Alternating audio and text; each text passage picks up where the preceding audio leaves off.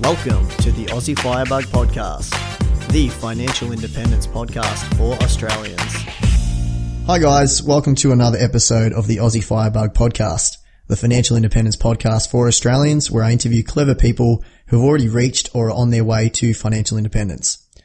Our guest today is actually a podcast listener who reached out to me via email. Chris is a 29-year-old millennial from Northeast Victoria who works for a major corporation in a regional town as an engineer. His current net worth is an incredible $301,000, which is mostly invested in Vanguard managed funds. Chris reads the blog and listens to the podcast, and he thought he could contribute to the discussion. So here we are. Chris, welcome to the podcast. Yeah, thanks for having me here. So really interesting way we got together.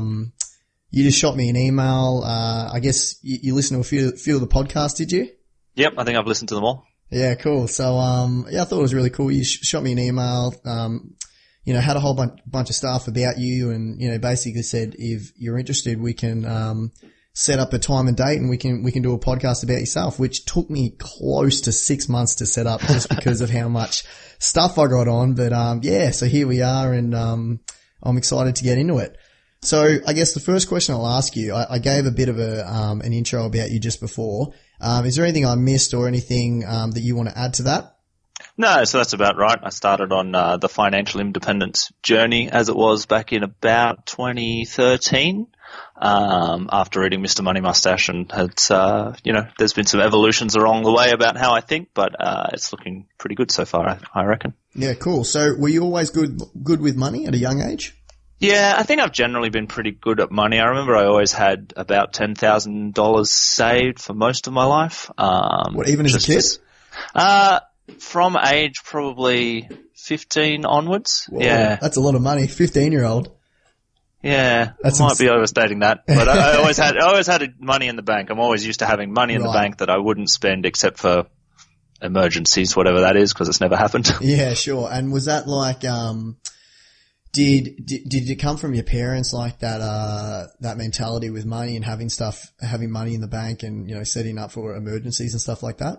No, I don't think so, because the more I learn about my parents' finances, it always seemed fine growing up. With I've come from a relatively well-off background, but the more I talk to my parents as I've grown up, they were terrible with money. Oh, really? Writing credit card debt and, borrowing against the house to pay for, not for for sort of frivolous things. My sister would dance 6 times a week, racking up hundreds of dollars of lessons. I would play music 3 or 4 times a week, racking up hundreds of dollars of lessons, and my parents wanted to fund that all, couldn't afford it, so, just spend it up on the credit card. Yeah, as you do. That's just, kids are expensive, right?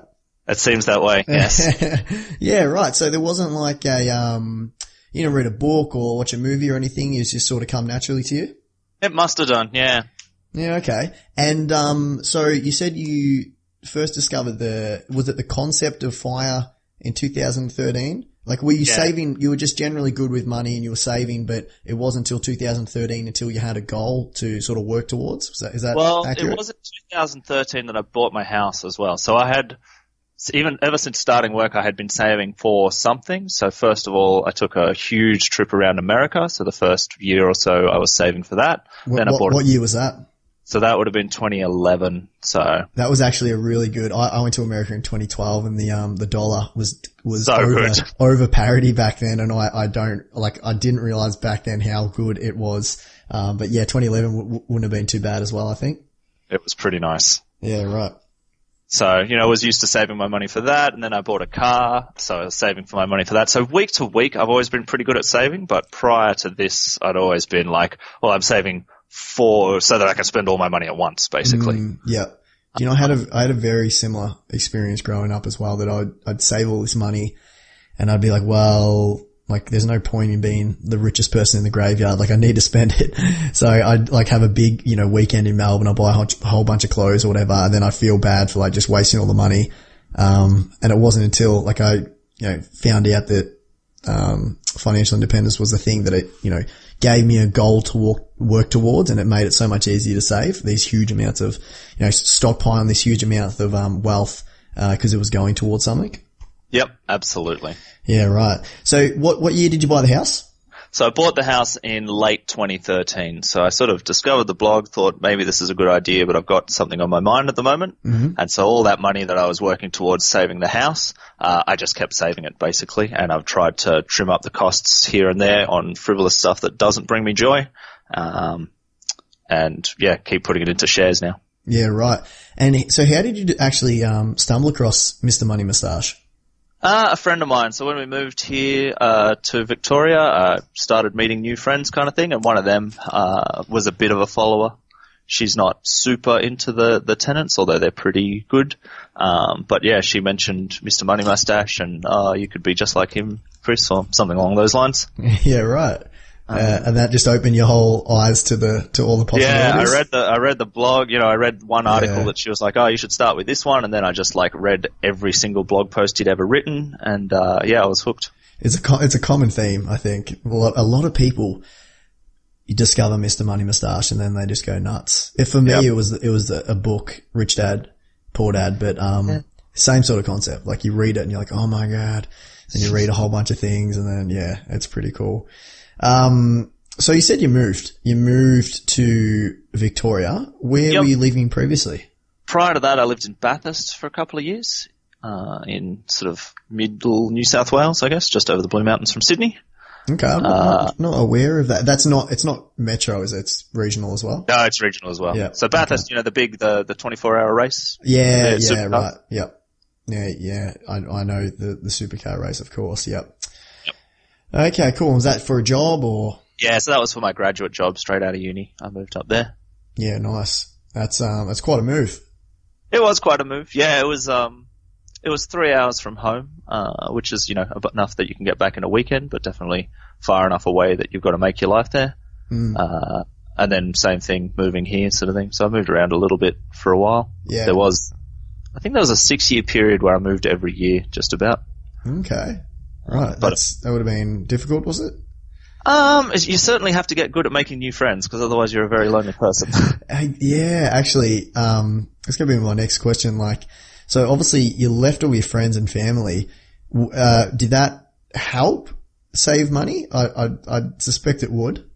I wonder about that. My friends are pretty good. Back home, I'm friends with a lot of PhD students and otherwise very low income people. So they tend to want to be frugal when we go out anyway, which is just what I want to do. So we get along pretty well. That's a lifesaver. It's nothing worse than hanging out with a whole bunch of people that, want to spend money every weekend, and you sort of got to be like, I don't want to do this, or I don't want to do that. A little. Yeah, it makes it hard.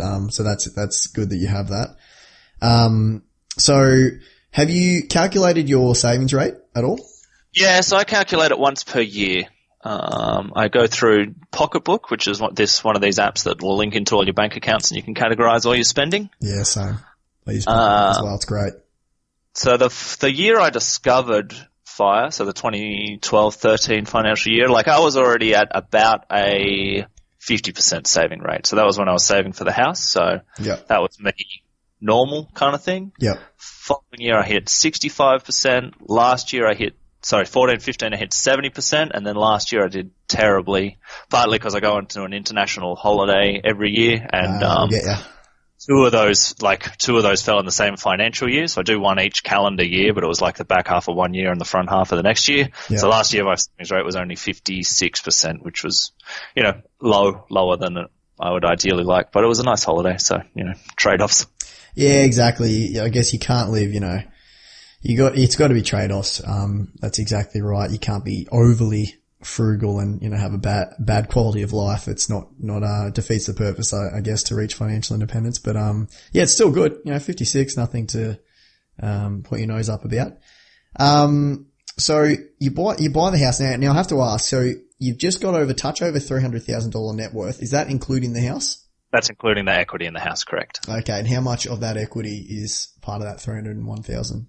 107 is in the house. 107. Okay. Right. So you were what, 26, if my calculations are correct, when you bought? Right. Yep. That sounds right. Yeah. Right. And I do have to disclose, because I did ask you about it. You did have some contributions to your parents towards that house. Yes. Is that right? Yep. So we paid a 20% deposit, and I saved 10% of that, and my parents gifted me the other 10%. So I've definitely been lucky there. Yeah, no, that's, and like that's, if you got those advantages, you gotta take them, right? Like everyone's got different circumstances, so there's no. Yeah, much as I say my parents aren't good with money, and I was joking about that earlier, my parents, they're both public servants and living on government pensions, which are pretty generous, so they're doing just fine. Yeah. Feel too taking the gift off them. Yeah, no, I'm sure they're doing, above average. It's just when you read and like you start listening to the FIRE crowd, so many people's savings rates sound so abysmal, but like in reality, if you're saving 50% of your income, you're better than 99.9% of people. It's just it's the blog, all the blogs that you're reading. Cool. The absolute outliers. Yep. Yeah, exactly right. All right. So so about 100, so that's about close to 200,000 in Vanguard. Is that right? Correct. Yeah. Now, I guess I'll ask, so why Vanguard? I drank the Kool-Aid, I guess. I read a few books on investing, while I was saving up enough to have a share portfolio. So I started by just putting the money ahead on the mortgage, paid off early for 3 to 6 months while I worked out how I wanted to invest, what I wanted to do. And I'm pretty much convinced by the idea that there's some very, very well-paid, fairly smart people on Wall Street buying and selling the bulk of shares, and the idea that I could be smarter than any of them was unlikely. I don't have the interest, I don't have the inclination, and I definitely don't have the time.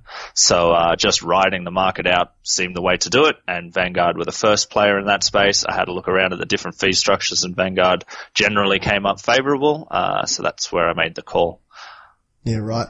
Now, you originally emailed me about that you did manage funds, but we were recently speaking and you said you've just made the switch to ETFs. Do you want to tell us just a bit about the thinking behind that decision? Yeah, absolutely. So the managed fund's really great because you can just, once you've opened it for $5,000, you can just be paying $100 at a time. And so when I started this journey, I was on a lower income and couldn't save as much of my post-tax income per week. So, a couple of $100 or $100 into an Australian fund and $100 into an international fund worked out really well, kept me disciplined, made sure the money kept going. But the fee structure in a managed fund is much higher. I've never worked out why exactly that is, but you pay about a 0.9% expense ratio in the managed fund compared to only about 0.15 in the ETFs.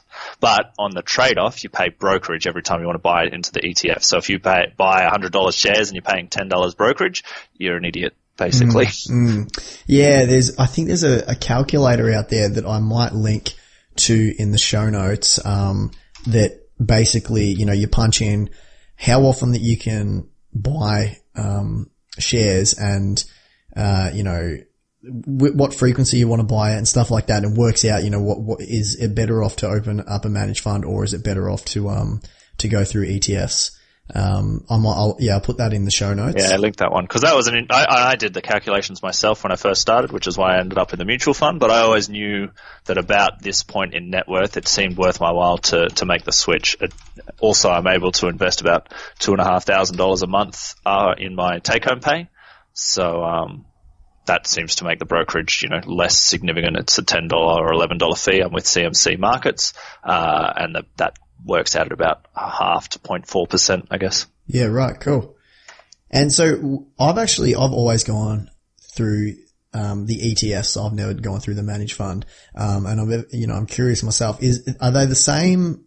They exactly the same? Can you how like the ETFs, you can have like VAS for Australian shares. Can you buy the managed fund equivalent of that, or is it slightly different? Yeah, they may not all be the same, but I'm in VAS and VGS, I think, and there's an equivalent managed fund for both of those. Yeah, gotcha. Okay, cool. And so what time frame have you been investing through Vanguard for now? So I started on the 21st of May, 2014. Yeah, right. So a few years now, and you're loving it? It's all going as you thought it would be? It's up and down. There's periods where, I would throw $2,000 a month at it and still have the same amount of dollars at the end of every month. That was a little bit sad. Yeah. I sat on $49,000 to $51,000 of shares for how long? 10 months, I think. So, that's me throwing money into it and just watching it go down every month. That was a little, that's a little demoralizing, but you got to be in it for the long haul. Exactly. I take particularly the more I follow this fire path, I've probably got different goals in mind or a different philosophy in mind than a lot of people. I read on the Reddit a lot people who just hate their jobs because they're ultra high pressure and they're ultra high earning kind of thing, and they're just begging to get out. Whereas I really quite enjoy my job. I quite enjoy my life. Even if I could retire right now, I'm not sure I'd change anything other than maybe go down to 4 days a week at my job. So I almost pursue fire in absence of wanting to spend my money on anything else. Like I spend my money, I buy everything that I want, but Mr. Money Mustache and the other bloggers like yourself have helped me focus on, do I really want to drive a BMW to work every day, or is my $200 bike actually a much better way to start the day? And I'm firmly of the opinion that riding my $200 bike to work every day makes me fitter, makes me happier, makes me healthier, just gives me a better overall lifestyle. Yeah, awesome. Really, really cool. I think the Mad Finance had a really good post. The less things, I don't know how to word this correctly. It's like the less things that you want, the more things that you'll have, or basically something of that nature. Like him and his wife, come Christmas time, there's literally nothing that he really wants. So in reality, he has everything that he wants. So he's happy with what he has, spending such an incredibly low amount of money, in a year compared to other people in his salary bracket. That it's like, you think if you want that new BMW, you're never going to be satisfied because the new one's going to be released the year after. So, it's a cool concept to have, and I'm definitely a big believer in that as well. Me and the girlfriend actually, we're just about to head off to a hike after this podcast. Great. Yeah, we live in regional Victoria as well. And, I love going down like rail trails and hiking around where we live, and it's like it costs zero money to do. It's awesome. I would much rather do it than like, I don't know, go out for a night in Melbourne or like go clubbing or something like that. Pay $300 to go to a club or something. Yeah, absolutely. And even if you take away the dollar value, I'd almost like, I'm pretty sure I'd rather go hiking and like hit the beach or something than do the other thing that cost, so much more. But, that's really cool to hear. What sort of bike do you have? You don't have an electric bike, do you? No, I don't have an electric bike. I've been tempted at several times, but I just keep getting fitter. So, the fair enough. electric bike gets less and less necessary. Yeah. I have to admit, when I say I buy everything I want, every now and then that's a big purchase. So you may say, you're not really on the fire path. I've been riding a $200 Trek 7.3 FX for the past 3 years. But for Christmas, I bought myself a giant Defy Advance 2, which is, full carbon fiber hydraulic disc. Nice. It is magical. Yeah, I don't think there's too, like you can spoil yourself every now and then. I ride an electric bike actually. Yeah, right. And I love it. Like I don't ride it to keep fit. I always get cop shit from people at work. Like, you're a young fit bloke. Like, why you got an electric bike sort of thing? I'm like, this is my toy. I zoom around town on it. Like I like riding this thing. I don't do it to, I run and play footy and stuff, and I don't ride my bike to keep fit. But, I love it. Have you ever ridden one? Cause they're so much fun. I would love to give it a try. And I've often thought, I've replaced 90% of my car journeys with a bike. I reckon I could replace 95 to 99 if I have the electric bike, because there is times when I'm going to be riding back at 11 p.m. I don't really want to, so I'm just going to take the car out this time. Yeah, exactly. So if I had the electric bike and I knew it was going to be pretty easy to scoot home, I'd do it even more. Yeah, they're really fun. I should do a post on them. They're really cheap to build these days as well. Like, I remember looking into them. Oh, you built one? Yeah, I built all mine. Like, oh my God, you save, it costs you about a third of the price if you build, if you buy the conversion kits, that's what they're called, and you actually buy a decent bike. Like, you can buy a Giant and then you can put an electric, kit onto it, and it's kick ass. Like, it's so good. You get a really high quality Samsung cell battery and a really good, engine. Yeah. I reckon that'd be a great post. That'd be something I'd love to read. Yeah, I've got so many posts I need to get through, but I'll add it to the list. But, if you were to buy a pre-made one, they're still $2,500 if you want a real kick-ass one. but I built mine for like $950. Yeah, really. I ride it everywhere, like all around town, like so. Well, ever heard what the correct number of bikes to own is? One. one more than what you've got now. Yeah, I agree. I definitely agree to that. Alternatively, if you have a spouse, the correct number of bikes is S-1, where S is the number where your spouse will leave you.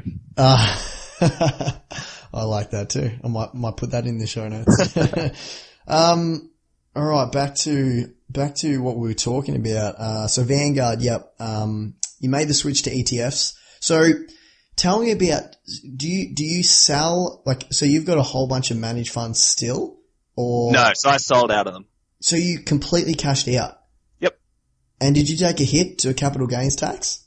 No, luckily, I'd lost money on my shares, so I had to have a capital loss to carry forward. Right. So, okay. So you lost money. Due to the timing of the market, that time period I was saying where I kept throwing $2,000 a month and I kept making no money. The way it's worked out is I've actually lost capital on my shares in Vanguard. So yeah, cool.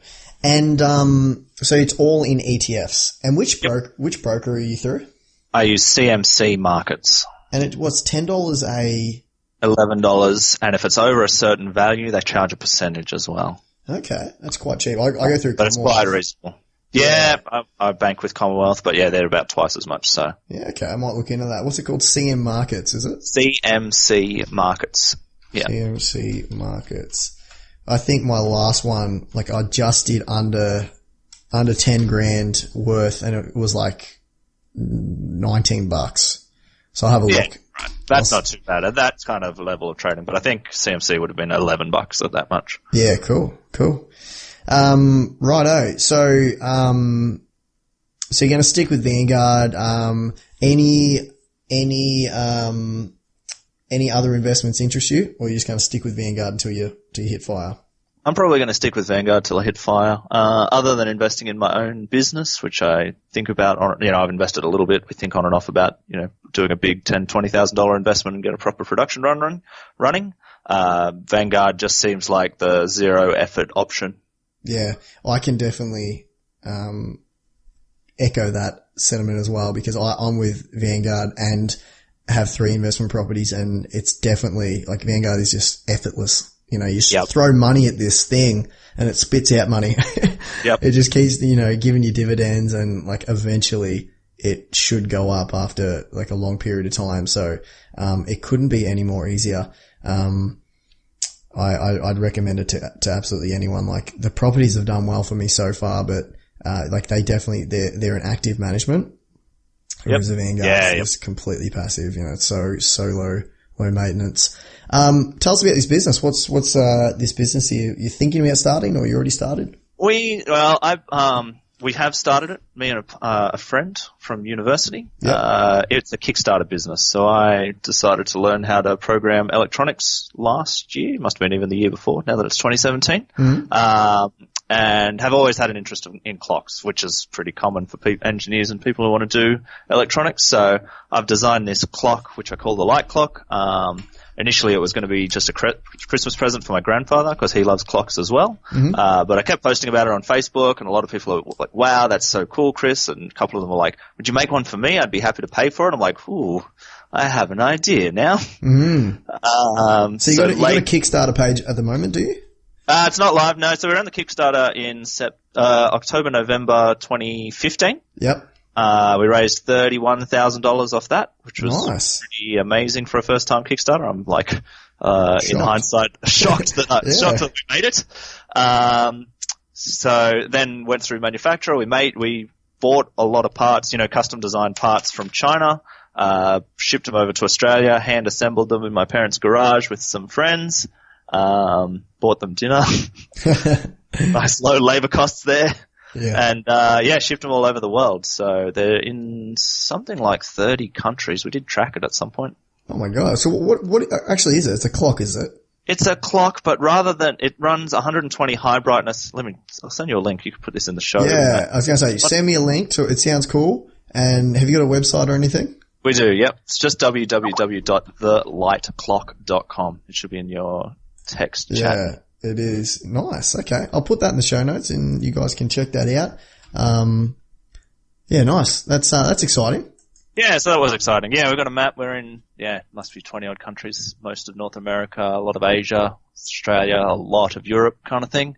But yes, as a clock, it's sort of, it's 120 high brightness LEDs and it connects to the internet so you can use an app with it on your phone. And so rather than having a long hand and a short hand like a typical clock, you might have a blue hand and a yellow hand. So, it lights up your whole wall in this, beautiful color, which you can customize. You guys can't see obviously in the podcast, but it looks pretty cool. I understand what you're saying now that I can see it.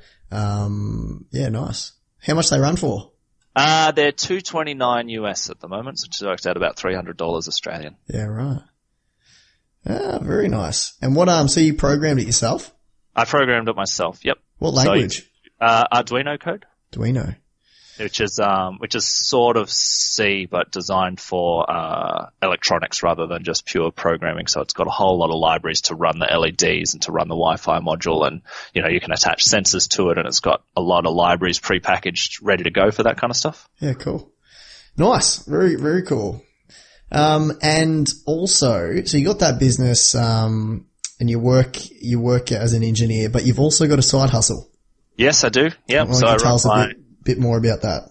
Yeah, last year we decided to run our house as an Airbnb. We have a 3-bedroom house just between the two of us, which is massively excessive to our needs. So it made sense to rent out a room. We'd had a lodger before, someone who lived here full time, but we felt we liked our privacy some of the time, but didn't need it all of the time. So Airbnb, you get a much better rate per night and you have people only staying, 1 or 2 nights and then you can go back to having your privacy. So what was that conversation like that with your fiance? Yeah. That's because something that interests me as well, but, convincing the partner to have someone move in for a couple weeks or days at a time. How did that go down? Pretty good. The way I sold it to her is that, we have this wedding coming up, which is going to be pretty expensive and that all of this money would get channeled straight into the wedding fund. Yeah, right. And so what are you getting? Just out of curiosity. So we get $60 a night, and we give a 20% discount if you stay for a week or more. Nice. But that's still more than my mortgage. Like if people are staying for a week, they're paying my mortgage for me. Oh, that's so cool. And so that's all through Airbnb? All through Airbnb. So and what do they charge? They make it very confusing to work out what they charge. They're real sneaky. They charge me a couple of bucks on my end, but I think they charge the guest a couple of bucks on their end as well. Okay. I actually don't. It's got to be around the 5 to 10% mark, but it's sort of probably deliberately difficult to work out what Airbnb's take is. Yeah, right. And so so you live in regional Victoria. How big's the city that you're in? How much population? It's about 100,000, probably like 80,000, 70,000. Oh, so it's quite big. It's a decent size. size. Yeah, it's not I live in a town that's like 2,000. Yeah, so right. The odds of me getting someone, a severely, lower. Yeah, increased where you are. Yep. Yeah, exactly. But yeah, no, it's a cool idea, especially if you're in like the city or something. Yeah. That's very cool. Now, I guess the only thing is like you have a loan for your own home, but, if you're renting a house, I don't know the rules behind subletting out a room. Pretty sure you have to ask the permission of your landlord. I don't know if you actually do, cause I'm a landlord myself and I read all the magazines and everything every month and I have heard, correct me if I'm wrong, please someone in the comments, if you know the answer to this, but I think that it's part of even once you sign the contract, you're actually allowed to sublet, but that sounds wrong. I'm not sure. I'll find the answer to that, but yeah, I thought there was some sort of weird thing that they actually can't stop you from, renting out a room via Airbnb. Cause when you think about it, if someone rented one of my houses out and then what's me to stop them having someone sleep in another room? If they just had a friend over for a weekend. Yeah, sure. I couldn't really, I'd be a real prick if I said, you know, your landlord having that power over you as a renter. Exactly. So I don't know what the rules are. Anyway, I'll figure that out and put in the show notes. But yeah, so that's another income stream. Yep. You would be loving, paying for the wedding, paying for your mortgage sometimes. That's cool. Yep, it does help. Was there any, I guess you've got the other business of the clock, like I was going to say, was there anything else you're looking at as a side hustle? But I'm sure that's enough hustles for me. Yeah, yeah, absolutely. Like I'm having a look at the light clock websites, like all legit and everything. So that's very cool. Yeah, so you got a few things going on then. Yep. I like to do things that I like to do. The Airbnb is purely for money as a side hustle. The light clock doesn't really make me a whole lot of money. It's just a fun thing sort of thing. Learn a bit about business, learn a bit about coding, learn a bit about manufacturing. As you said before, I'm an engineer, so the idea of having a product that I had developed from the ground up was really, really appealing. No, it's very cool. I really respect people that, go off and create their own thing and like make a little business out of it. So, good luck to you. Thank you. Have you worked out your financial independence number? It changes. I was recently, I don't know whether you read the post, there was a big analysis done on financial independence, the main sub, which, this 4% rule that we've all been using forever, they reckon is probably not that safe for an FI type, retirement. So, if you're going to retire at 60, 4% is probably pretty safe. If you want to retire at 35, then you deal with a lot more risk with a 4% withdrawal rate. Yeah. So I've just shifted to a 3.5% safe withdrawal rate, and that would put me at needing $750,000 plus having paid off my house. So that's about $1 million, bit over $1 million total. So assuming that your house is paid off, $370K. Yep. Sorry, assuming $750K. $750K. Yep, right. That's not too bad. And how are you going to incorporate super into that? Like, I don't know if you've seen, I had a financial independence calculator specifically for Australians that's highlighted because super is such a tax advantage, strategy, it's hard to ignore it completely. And you sort of have to break down your financial independence number into two sort of numbers. One before you can hit your preservation age and the other one being how much you have to have in super at your preservation age to last forever. Have you considered that at all? I have considered that a bit, and I've been working with you I've been looking at your calculator with keen interest. So I've just made a whole lot of suggestions. Oh, which I did read your email actually. And do you know what? I'm just about to release, the second, version 1.2 of it because there was an error in one of the cells that was like throwing up this weird result, and everyone was emailing me about the super contributions. So yes, it's coming, everyone. I've added it in. You can change how much your employer contributes to your super yearly. Yes, it is coming.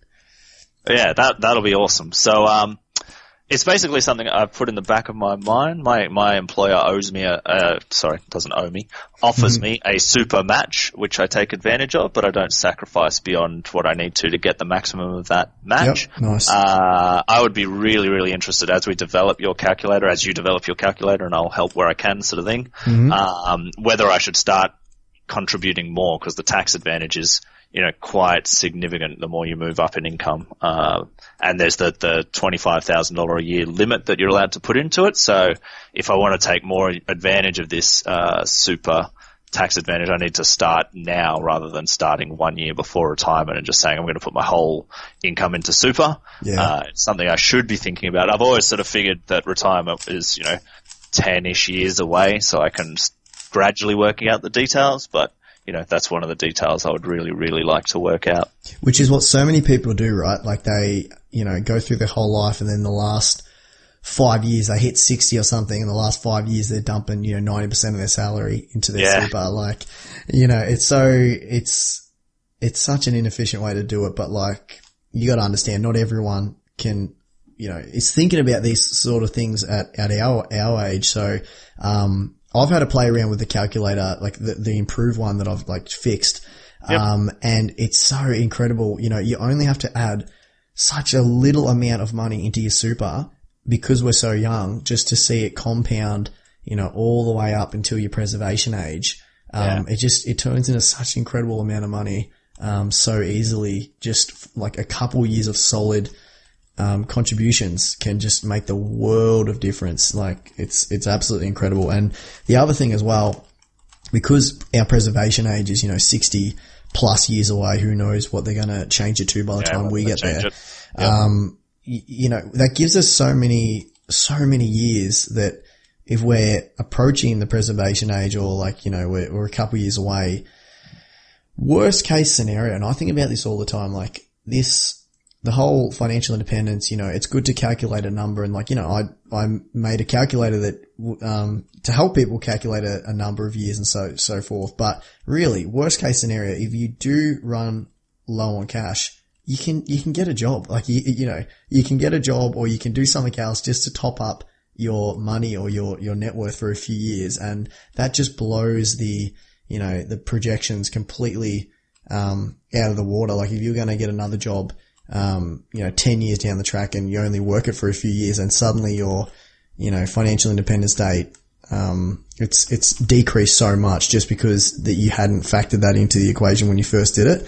So I always think of worst case scenarios like that, and it's a pretty nice option to have if that's your worst case scenario, for you to survive is, now I only have to work, an extra year that I didn't think I'd have to work. But yeah, it's pretty cool.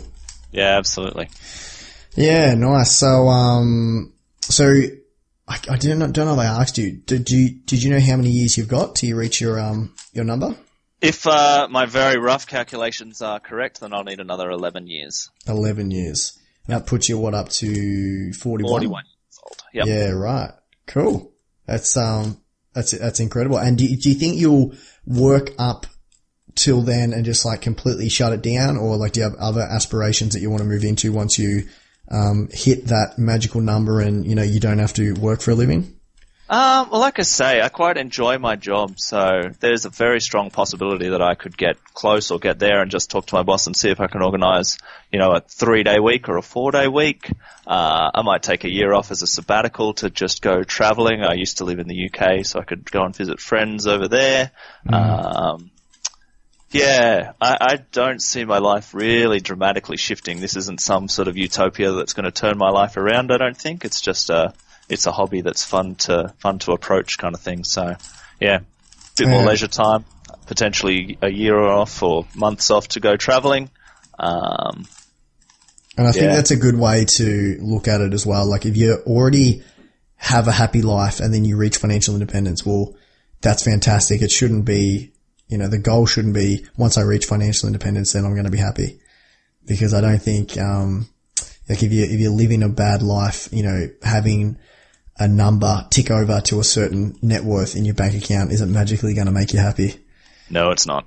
So I think that's a good way to look at it. And I, just on that, winding down the days per week, I think that's the way I'll do it as well. Because wouldn't it just be magical to work 3 days a week? 4 days off. 4-day weekend for a 3-day week. Yeah. 4-day weekend just sounds phenomenal to me. I reckon I could work just about any job. Like if I only had to be there 3 days a week, and this is coming, I like my job as well. I'm quite happy in my job. But I feel though 5 days is just it's too much time out of my life. Like there's so much else I could be doing and want to be doing. Even though I like my job to an extent. 3 days a week. Oh, that sounds phenomenal. Imagine how much leisure time and, creative time you could use to just do anything that you wanted with that. And the other thing as well for me is, when kids roll along, I'm seeing a lot of people at work, coming, rocking up to work like an absolute zombie because their 6 month old has, been crying all night and hasn't been sleeping or whatever.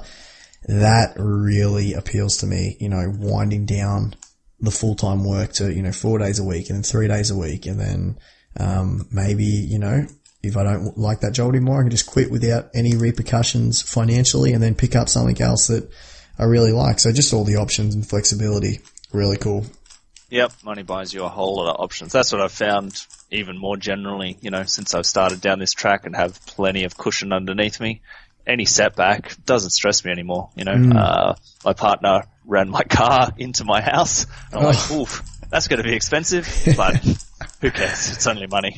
Yeah. And that's the beauty of, having that that buffer, right? It's like absolutely doesn't stress you out. Yeah, very cool.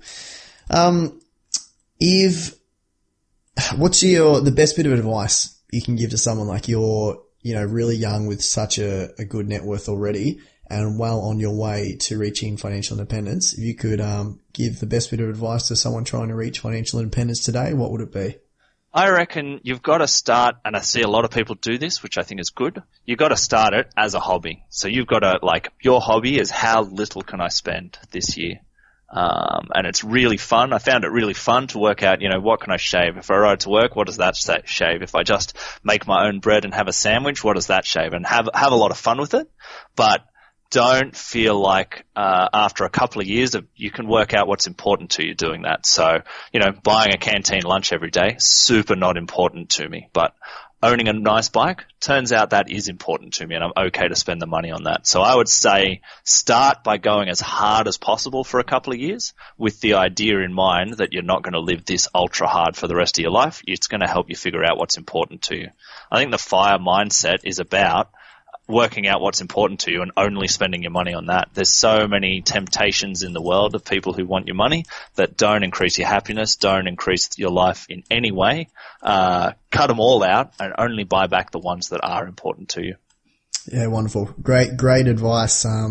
Definitely agree with you with everything you said. I think and I always tell people, even just, friends and family that don't even know I have this blog or anything, just they know I'm good with money. What can I do to help me save money? I always say track your expenses. That's the number one thing. Track all your expenses because it will open up your eyes to how much crap that you buy that you don't even care about, that you couldn't even give two stuffs about, but it's coming out of your bank. It's coming out of your account every month. Track all your expenses and sort of make a game. Like you said, we both use Pocketbook to track our expenses.